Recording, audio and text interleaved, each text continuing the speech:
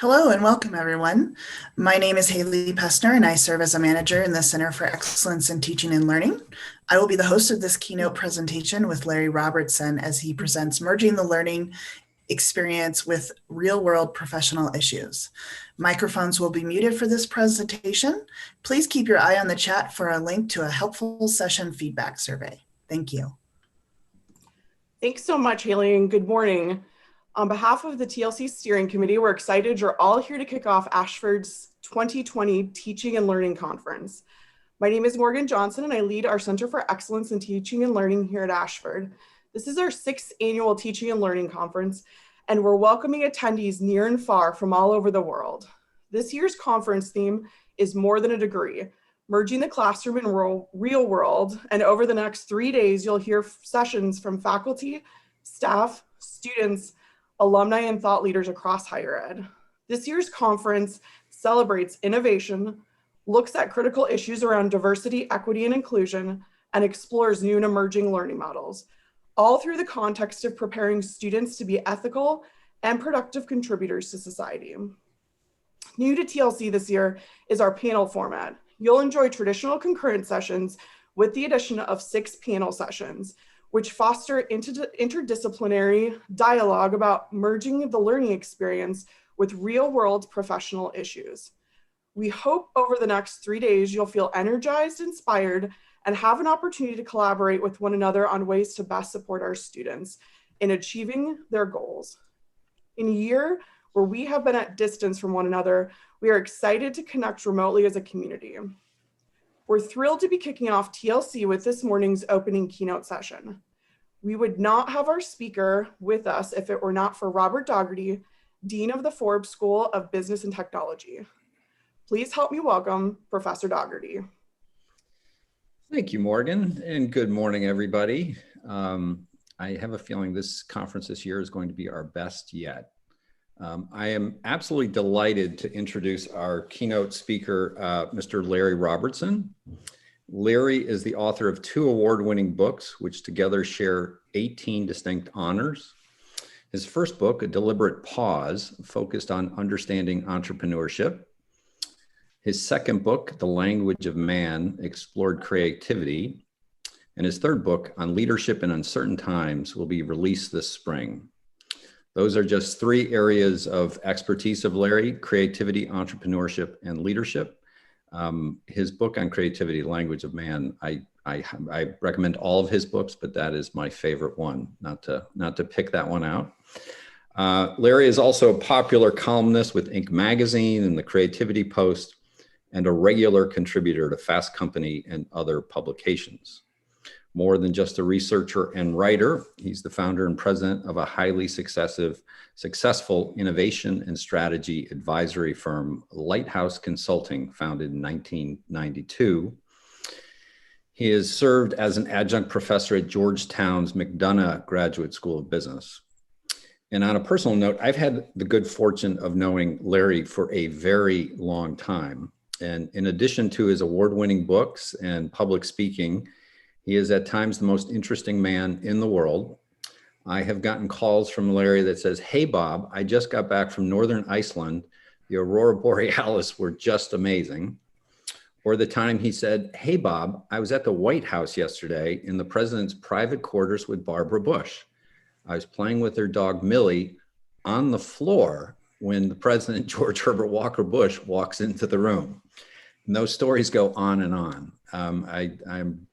I'm very grateful to count Larry as a friend and as a colleague. I'm highly confident you'll enjoy his talk, his distinct view of looking at the world, and his actionable insights into how he can make a difference for all of us as educators. So Larry, welcome to this year's conference. Bob, thank you. Really a true thanks for introducing me. You know, I know in some ways it seems like a small thing to introduce presenters, but Bob does so much for so many things, both big and small, seen and unseen, that I just want to extend that special thank you, Bob. And it's a real honor to be one of those people that you do for.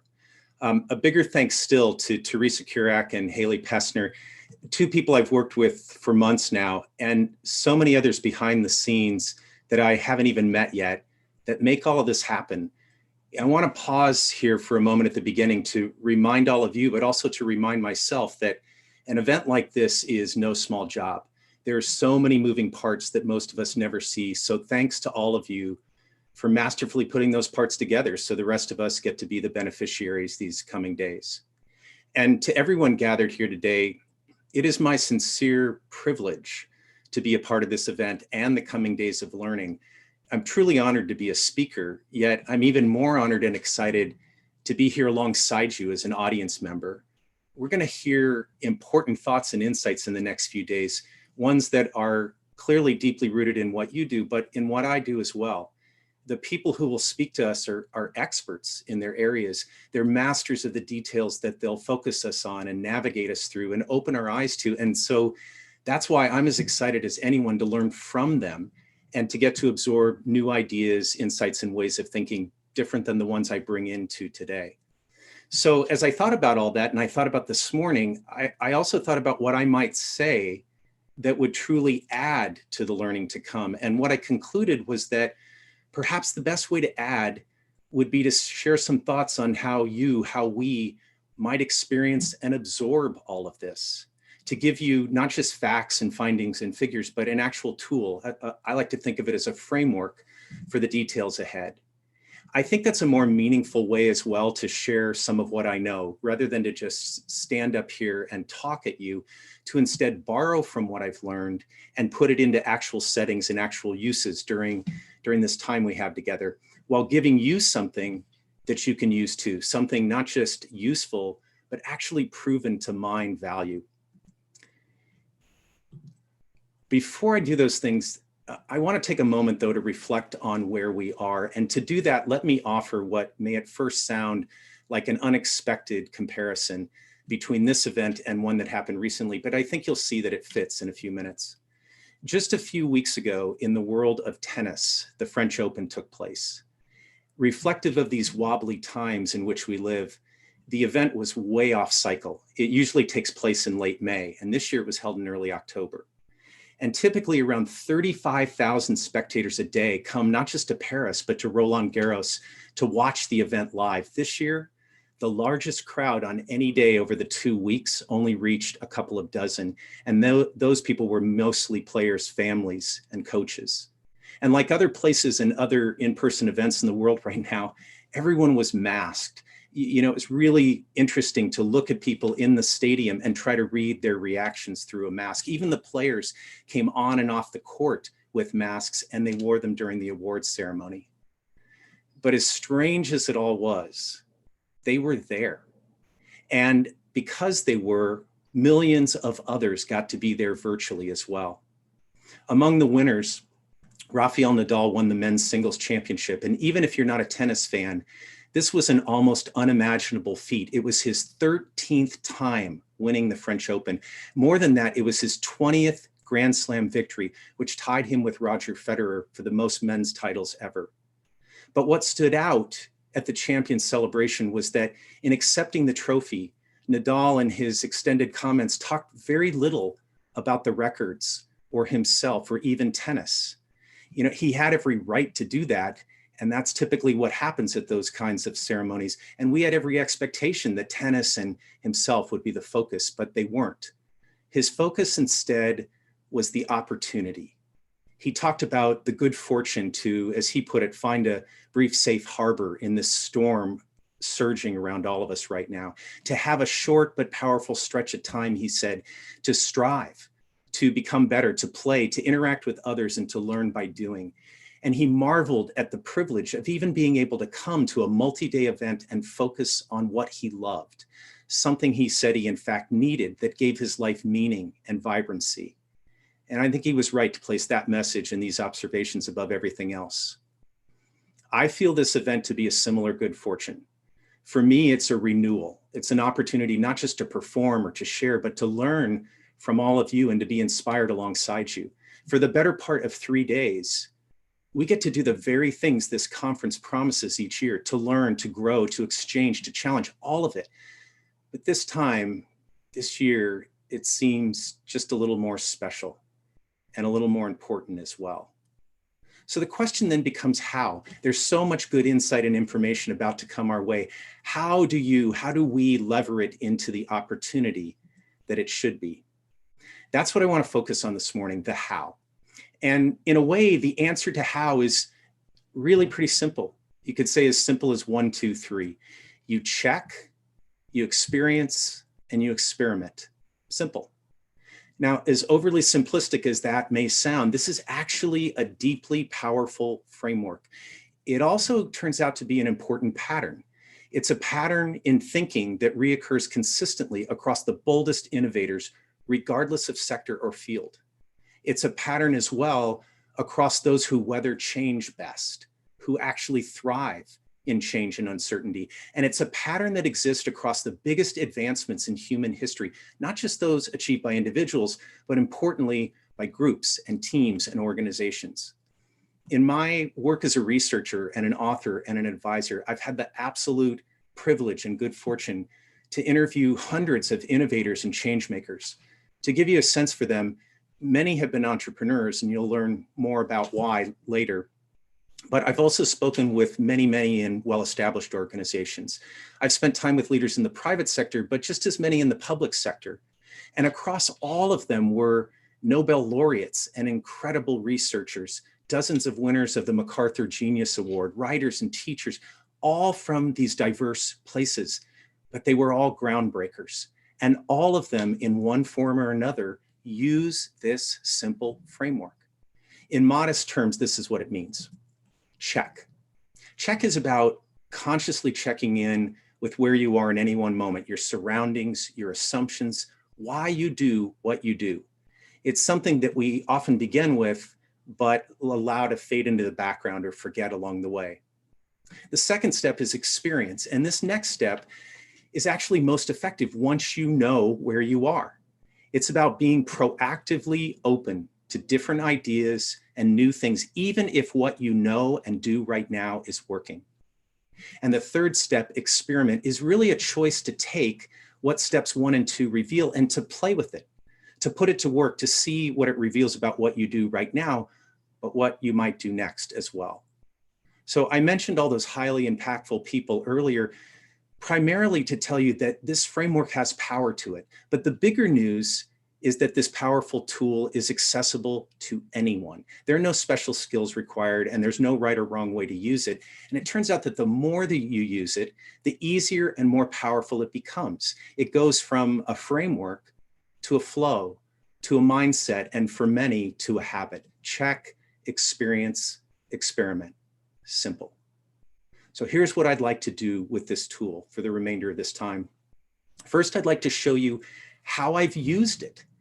I didn't just pull it from thin air, and I didn't just study it. I've tested it, I've challenged it in my own work. And my hope is that by doing that, briefly showing you how I did those things, you'll have well, first of all, you'll have a better sense of me beyond the kind words that Bob used to describe me. And in that way, I hope you'll have a clearer sense of where my remarks come from, how I see things, the different areas in which I've done my work, but in total, a greater context to know how and why all of this relates to you.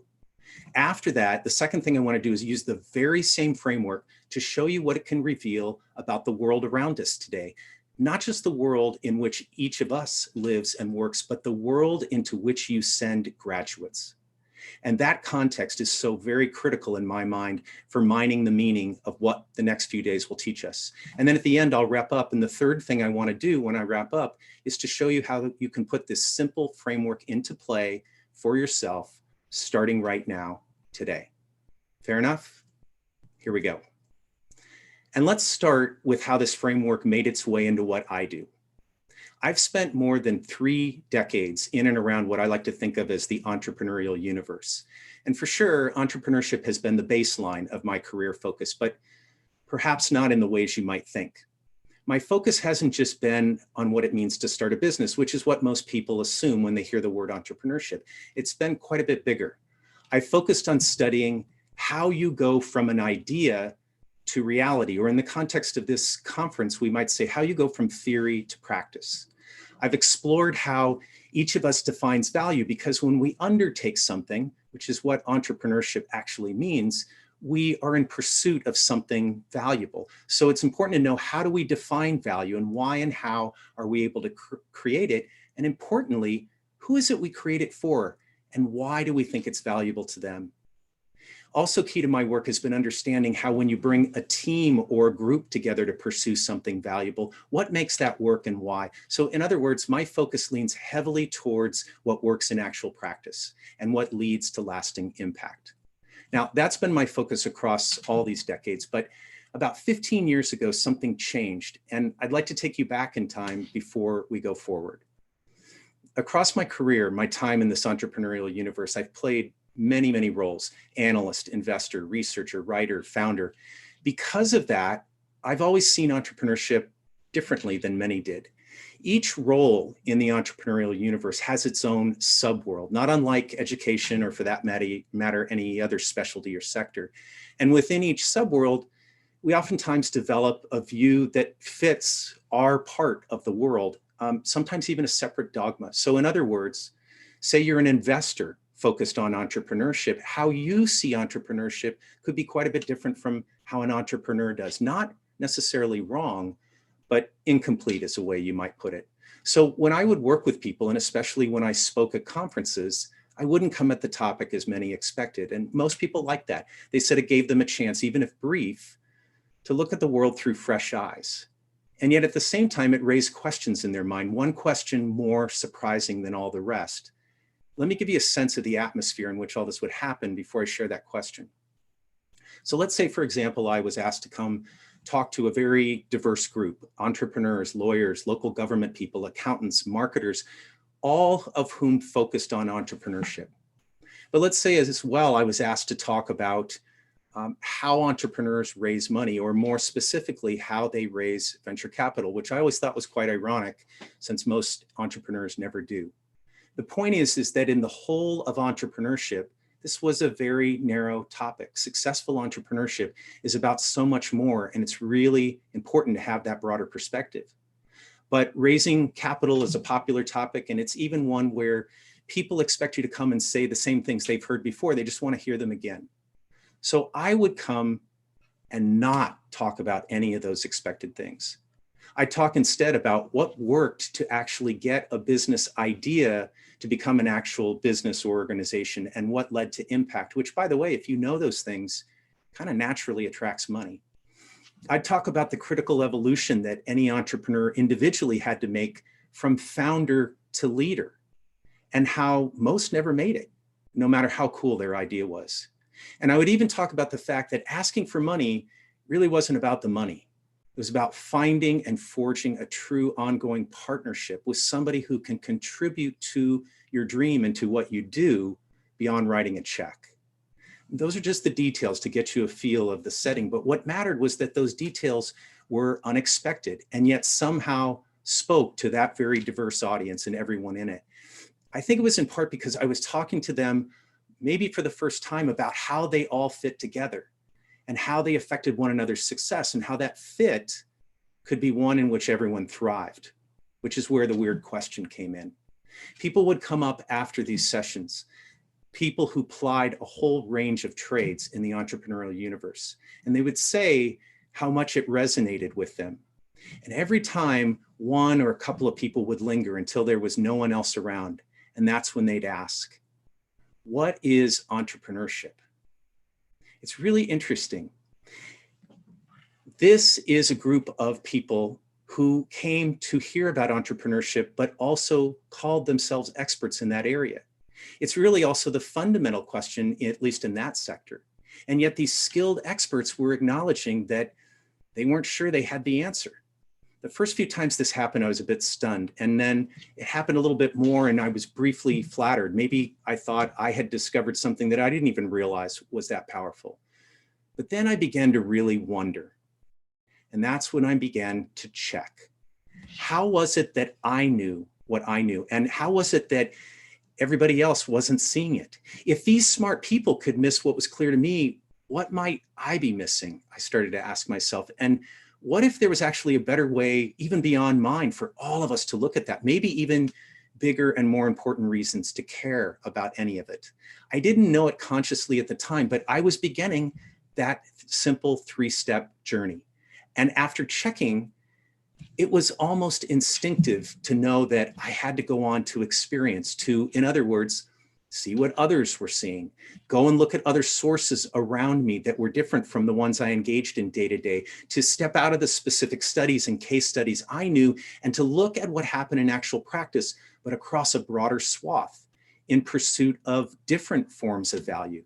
I wanted to know as well, what happened across a broader timeline? Did these things hold, or did they change further? Were there patterns, in other words, in all of this, that no matter what the entrepreneurial undertaking or the people involved, still held true?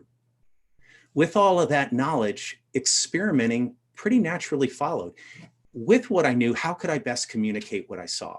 And of what I knew, what should I try to teach about it, or should I try not to teach any of it? My first book was one of the things that came out of this, but the important thing is that it went far beyond that. I began putting this into play on the front lines every day, advising clients, being part of startup teams.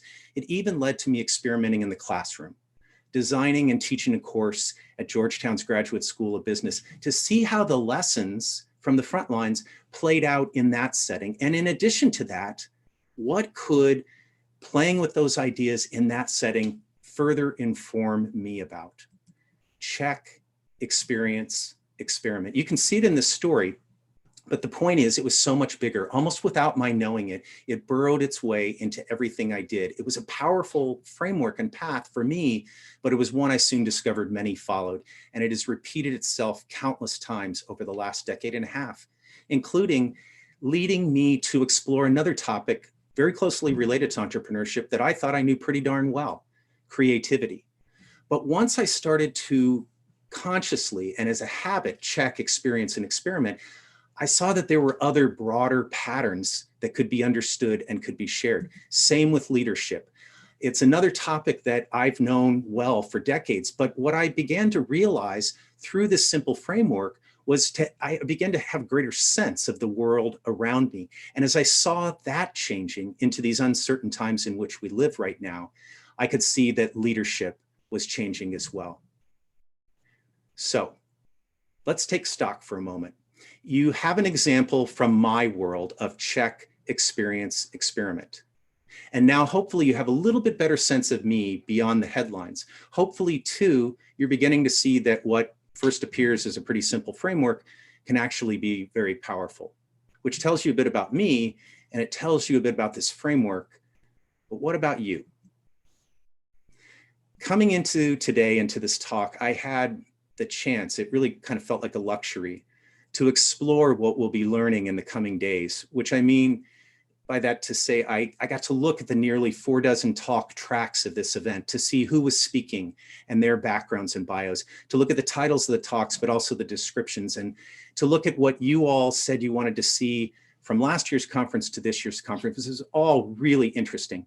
But what stood out to me most of all were the patterns. There were patterns in what you all said you wanted to see different in this year's conference, not just since last year's conference, but even since this winter and the beginning of the pandemic. And then there were the ways that the presenters decided to respond to those requests, the patterns across their presentations. And in total, I began to see certain themes jump out. Let me share a few with you. Resiliency in crisis, readiness, transferable skills, collaboration, and determining what's really important. And it may be obvious, but I just want to point out, it wasn't that there were single sessions on any of these themes, or that these words even appeared in the title of all of these sessions.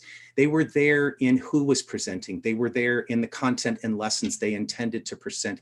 And if you step back and you look at all of these patterns together, I think you'll see they reflect the world around us right now.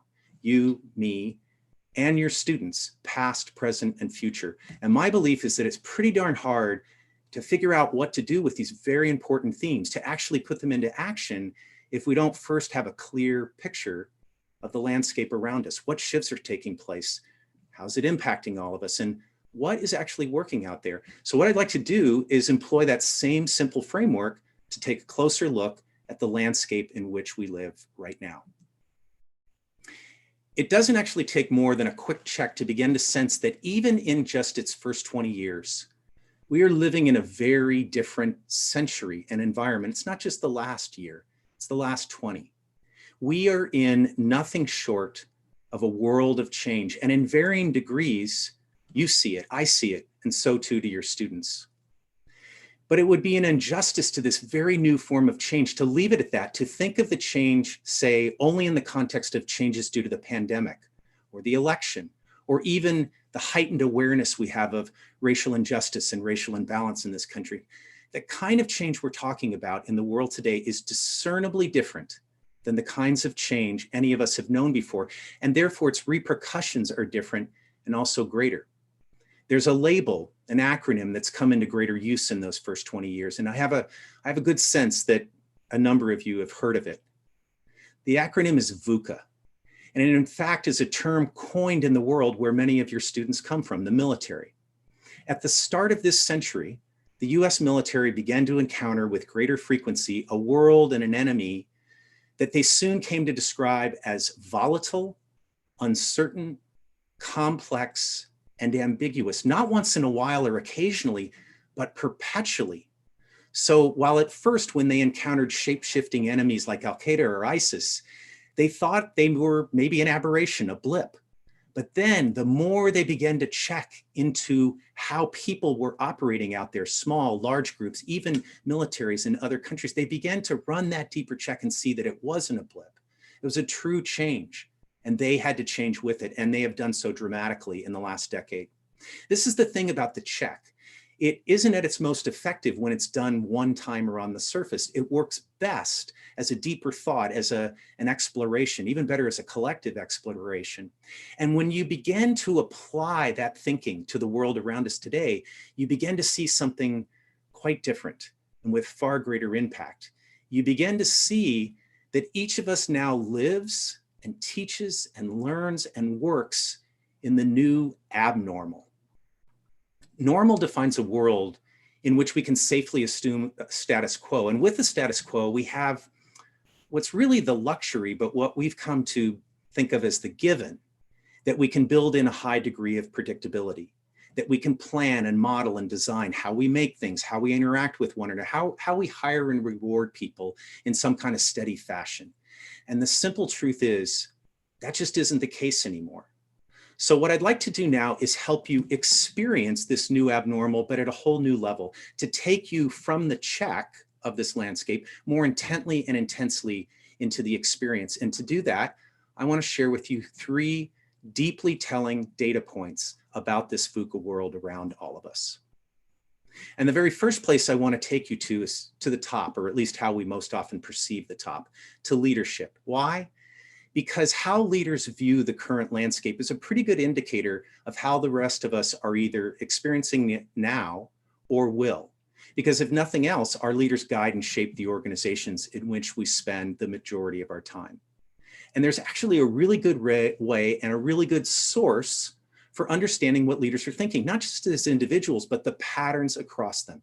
And they're called leadership surveys and studies. And if you're not familiar with them, let me give you a little background. Every year for more than 20 years now, large professional service firms have conducted these studies. We're talking about the PricewaterhouseCoopers of the world, PwC, or Deloitte, or EY. And because multiple firms do this, there are actually several done each year and several data points. A typical survey has well over 1,000 respondents, so they're significant. And those leaders who respond come from dozens of sectors and often many levels of leadership. Importantly, the surveys are anonymous, so leaders feel freer to say exactly what's on their minds than if you, for example, went and talked to one of them individually. As a result, each of these studies offers this unique window into how this new change around us is affecting not just leaders, but the organization and teams they're part of. Now, the studies vary a bit from year to year, as you might expect, but 2 questions are always asked in some form. I'll talk about one now, and I'll come back to the second. One of the questions that is always asked of leaders is, what's the landscape like in which you're operating now and expect to be operating for the foreseeable future? Here's the remarkable thing. 3 remarkable things, actually, if you think about it. Leaders have been able to answer that seemingly difficult question with a single word. What's the landscape like around us? Unpredictable. But the second thing that's remarkable about this is it's not just some leaders. Over the last 6 years, in any survey you take in those years, more than 80% of leaders use that word to describe the landscape around us.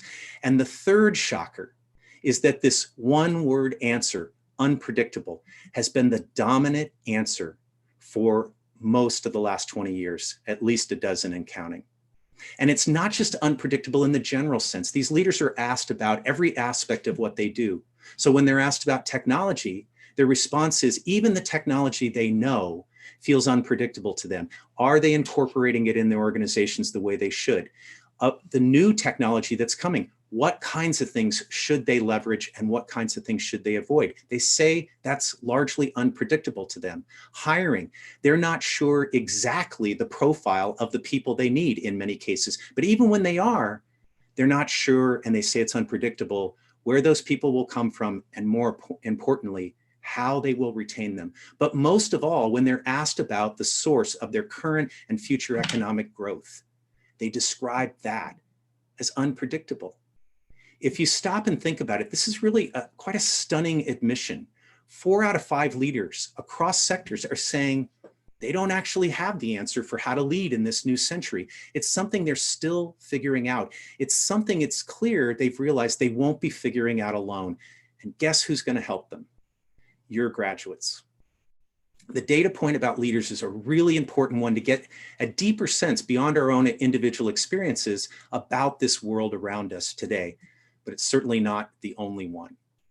So the second point that I'd like to share with you really has to do with the nature of that unpredictability that all of us are dealing with these days. And to that, I turn you to the World Economic Forum. If you're not familiar with them, the World Economic Forum is an international group, and they seek to form greater cooperation, first between public and private sector leaders, but also between nations. So its membership includes the world's foremost political, business, cultural, and other leaders. And each year they do their own study. They do a study of their thousands of members. And they ask them, to begin with, a similar question. What's the environment like out there? But they go further to ask, and what are the implications of that? That's why they call this the annual risk report, because it describes in a broad sense what's happening out there, but what it means in terms of possible threats to individual organizations, to individuals, or to countries. But also, what does it say about the opportunities that are out there if you understand those threats? And how could you use that information to your advantage? Now, the people who do the study within the WEF, they don't assume that their members are clueless or blind. They know those leaders across sectors are not only feeling this unpredictability, they're feeling the risk that grows around it. But 2 years ago in the report, they decided to open with a strongly worded and extensive letter, a note to readers, you might call it. And the note was about the nature of risk.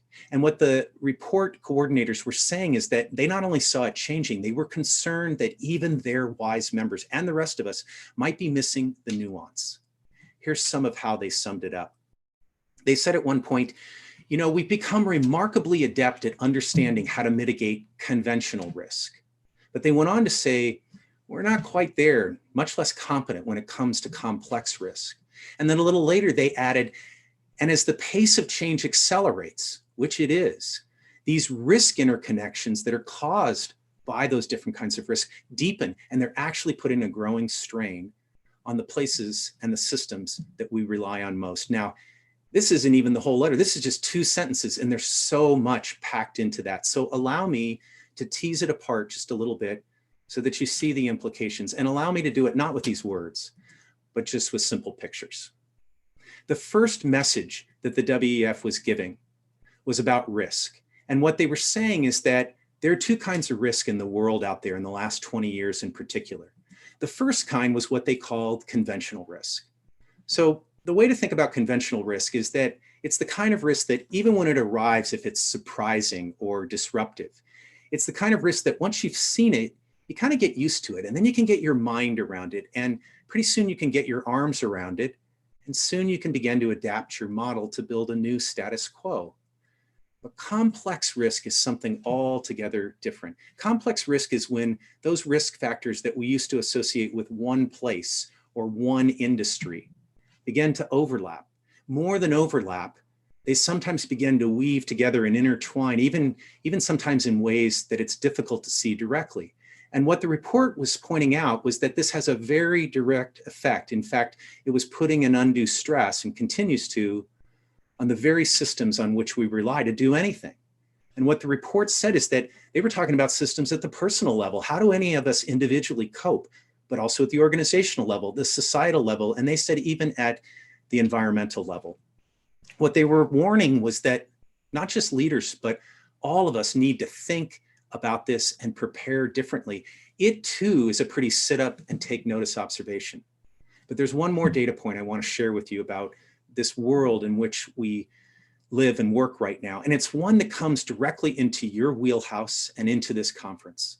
It has to do with not just people who are leaders by their title, but hiring managers and educators and students, other leaders and leaders of the future, how they're seeing this world, how they're experiencing this change, and importantly, what they say they need to contend with it.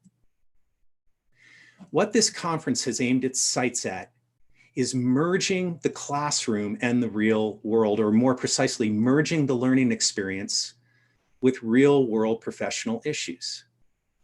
Managers, educators, students, what better groups to be a litmus test for whether or not we in higher education are giving the customer what they need and what they seek. There's a group called the Sutton Trust that spent a lot of time looking at this and looking at these three groups together and separately. The Sutton Trust is a UK organization, and appropriately, their focus is on upward mobility. What does it take to advance in the world right now? So 2 years ago, they decided that they wanted to figure this out in a larger way, and they went big.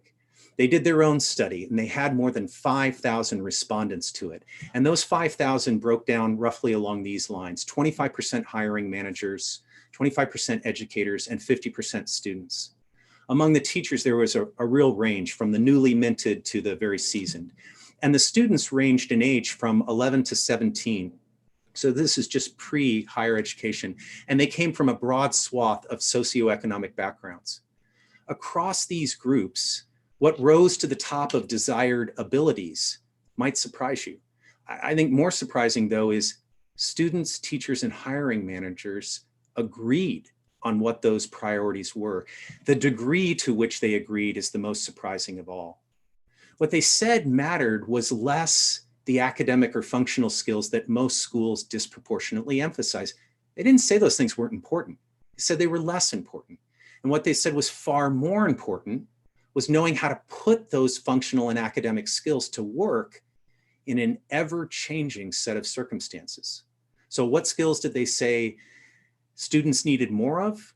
The ability to build relationships and work with others. The capacity to respond, and I think this is really telling, to repeated setbacks. Non-cognitive skills like communicating effectively and in a range of settings, and coping with difficulty. Also on their list, creativity. Here's what the numbers look like, though.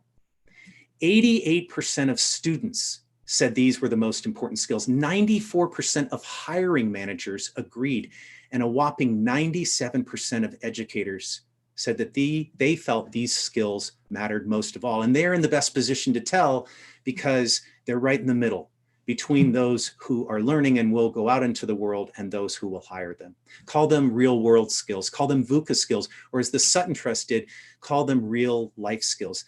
The fact of the matter is, these skills have always mattered, but they're no longer nice to haves. In a VUCA world, these skills are at a premium. So let's linger on them for a moment. I said these to you out loud, but let's look at them. These are the skills that all three groups said were most important. The ability to build relationships. This isn't just the ability to manage people or projects, but to manage the relationships within those projects, across them, and around them. A capacity to respond to repeated setbacks because presumably setbacks are rising to the norm versus the exception. Communicating because change makes the ability to communicate in different conditions through different mediums to different audiences a survival skill, no matter what you're communicating. And I separate the last skill, creativity, because it brings us full circle in these 3 data points. You might recall that I said there were 2 questions that were always asked in those leadership surveys. The first was, what's the landscape like out there? And the second is, well, given that it's unpredictable, what skill or what strategic imperative do you and your organization most need to be able to contend with that landscape? For almost a dozen years running, overwhelmingly, leaders have put creativity at the top. I've thought a lot about this answer because I study that zone. But I've also noticed, as I've looked closer at it, that those leaders who say creativity is most important have done very little to change things in their organizations. They've done very little to change what they incentivize in those organizations as well. I think part of the reason is that they don't really know what they mean by creativity. Their sense is right, but if you look at the data and if you talk to them individually, what they mean is really something bigger, something that includes creativity, but is more. What it appears from all the other data and from talking with them directly from real life, that they're saying they need is the ability to adapt perpetually. And if you look at the landscape around us right now, that's exactly what it demands of us. These 3 data points. This is the experience that people across the spectrum are feeling in the world today. The landscape is unpredictable. The risks are now deeply complex. And the need is for actionable skills, ones that together in total, repeated, add up to and allow the ability to adapt perpetually. These are skills I would suggest to you that are the leadership skills of the future. But what's different is they're not the skills of the few. They're the skills that everyone must be well versed in, which brings us to the experiment part of our tour of the landscape into which we are sending not just future workers, but future leaders. Over this volatile time of the past 20 years, I've been looking deeply into why organizations and their leaders succeed or fail. This is a pretty important data point because everything every one of us do depends on that success or failure. Looking at that aspect of it has kind of naturally played into my zones of work. If you think about it, entrepreneurs, for example, have been living in the zone of uncertainty far longer than any of us have been in this new abnormal. Same goes for creatives. Part of the reason is that they make a lot of that change and disruption, but they also are regularly tested about how to then forge something out of it, how to succeed in the context of change and disruption. Certain success patterns across them have long been there, but the more pronounced and more uncertain the landscape has become, you see how much more powerful those patterns are. And they go beyond entrepreneurs and creatives.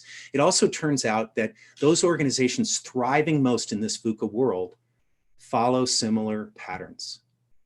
What I want to do is just share 2 of those with you right now. The reason being, I want you to see how organizations and leaders that are thriving in this environment are responding to it and how they are addressing those needs and those skills that we just described. And the first of these patterns I want to share with you is that in organizations that thrive in uncertainty, leadership moves.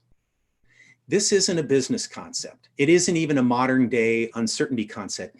It is a human inclination that these thriving organizations have tapped into. They understand that underneath everything, we are a tribal species. It's in our programming, it's in our needs even to interact and to work together in ways that go beyond strict hierarchy or job descriptions, or even the narrow ways we sometimes encourage people to focus on a set of knowledge or a set of skills. And if you think about it, if you think about the earliest human tribes, you can see this and it kind of makes sense. On any particular day, the leader might have been the medicine woman.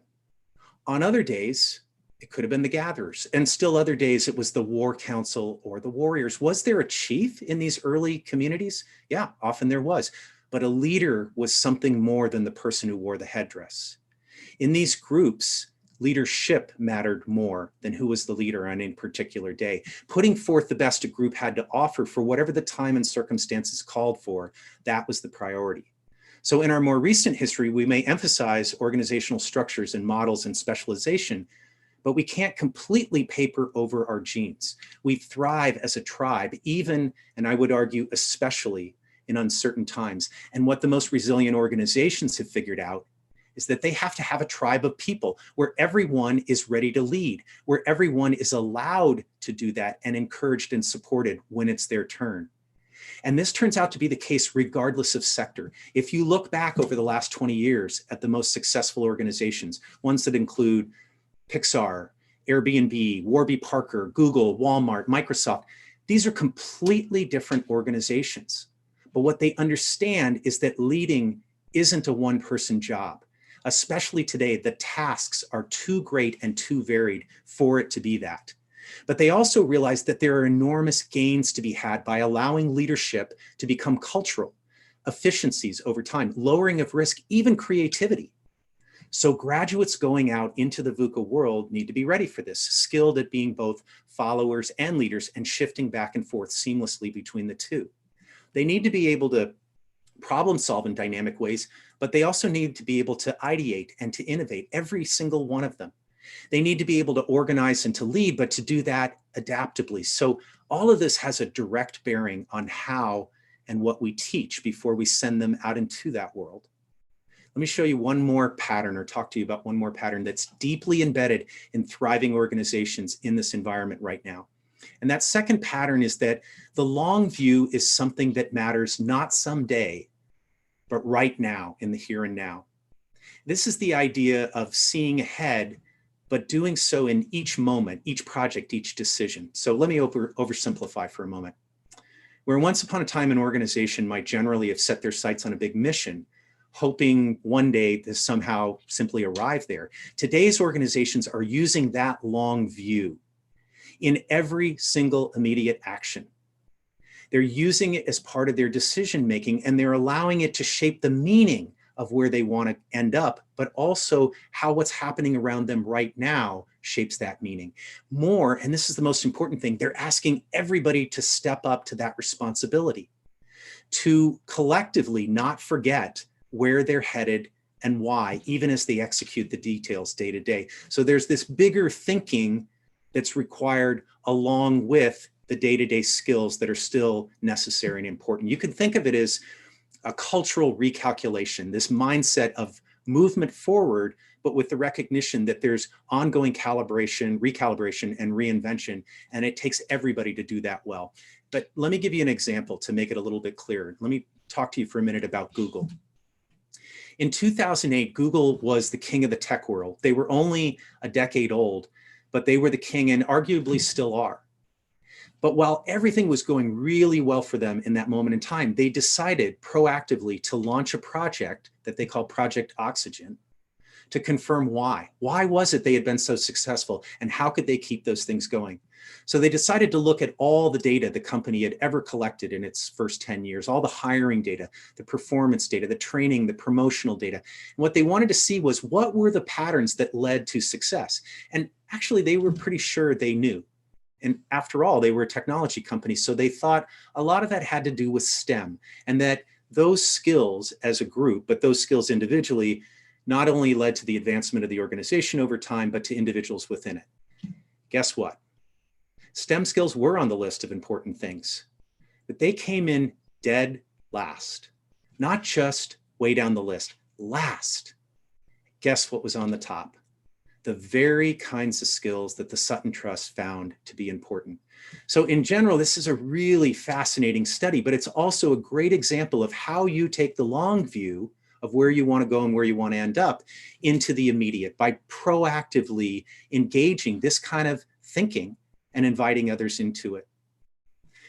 You might wonder, how do you do these things ongoing? So if you're in an organization, how do you continue to be aware of and allow leadership to move, to have the long view in the here and now? And how do you teach that right now in a classroom?